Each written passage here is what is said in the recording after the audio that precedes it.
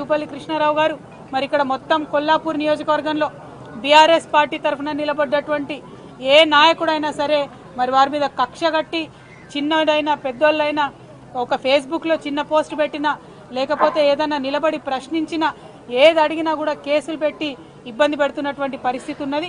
ఇక్కడ శ్రీధర్ రెడ్డి అనేటటువంటి మా కార్యకర్తను కూడా దారుణంగా మరి చంపడం కూడా జరిగింది.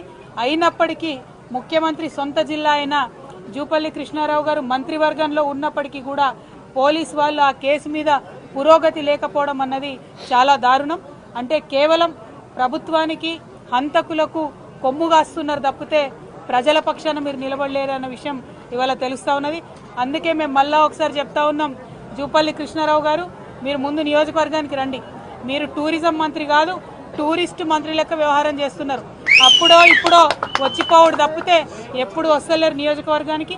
మీరు రైతులను ఆదుకుంటలేరు, విద్యార్థులను ఆదుకుంటలేరు, ఇతర పార్టీ నాయకులను మరి కక్ష కట్టినట్టుగా వారి మీద అత్యాచారాలకు ఆగడాలకు ఒడిగడుతున్నారు. ఇప్పుడు నేను దారిలో వస్తూ ఉంటే కూడా మన సాతాపూర్ ఊర్లో కూడా ఒక పరమేష్ అనేటటువంటి మా కార్యకర్తను కూడా నిన్న రాత్రి ఇవాళటి మీటింగ్ కోసం ఫ్లెక్సీలు కడుతుంటే దారుణంగా 50 మంది ఒక పిల్లగాని మీద దాడి చేసి దెబ్బలు తీసినటువంటి పరిస్థితి ఉన్నది.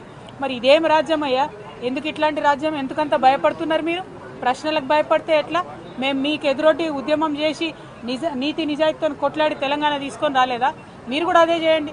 మీరు ప్రభుత్వంలో ఉన్నారు, ప్రజలు మెచ్చే పని చేయండి తప్పితే ప్రతిపక్షాల మీద దాడి చేస్తే మీకేం రాదు. అందుకే మళ్ళా ఇవాళ చెప్తా ఉన్నాం, ముఖ్యమంత్రి గారు మీ మహబూబ్ నగర్ ఉమ్మడి మహబూబ్నగర్ జిల్లా నుండే చెప్తా ఉన్నాం, ఖచ్చితంగా పింక్ బుక్ మెయింటైన్ చేస్తాం.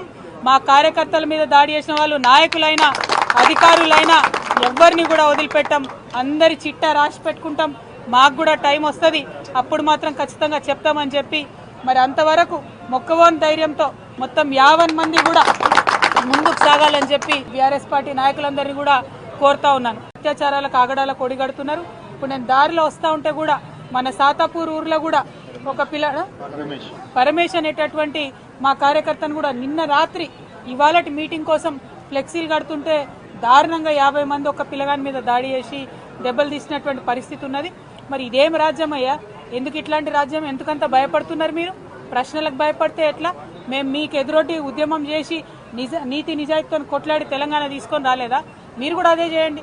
మీరు ప్రభుత్వంలో ఉన్నారు, ప్రజలు మెచ్చే పని చేయండి తప్పితే ప్రతిపక్షాల మీద దాడి చేస్తే మీకేం రాదు.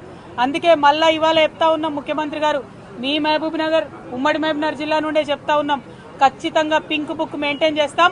మా కార్యకర్తల మీద దాడి చేసిన వాళ్ళు నాయకులైనా అధికారులైనా ఎవరిని కూడా వదిలిపెట్టాం.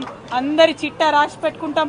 మాకు కూడా టైం వస్తుంది, అప్పుడు మాత్రం ఖచ్చితంగా చెప్తామని చెప్పి మరి అంతవరకు మొక్కవోని ధైర్యంతో మొత్తం 50 మంది కూడా ముందుకు సాగాలని చెప్పి బీఆర్ఎస్ పార్టీ నాయకులందరినీ కూడా కోరుతా ఉన్నాను.